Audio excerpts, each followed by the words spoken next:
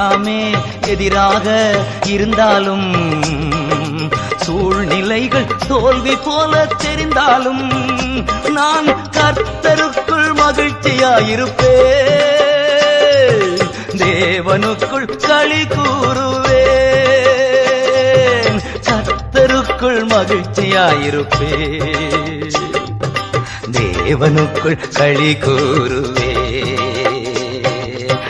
அத்திமரம் துளிர்விடாமல் போனாலும், திராட்சை செடி பலன் தொடாமல் போனாலும், கர்த்தருக்குள் மகிழ்ச்சியாயிருப்பேன், என் தேவனுக்குள் களி கூறுவேன்.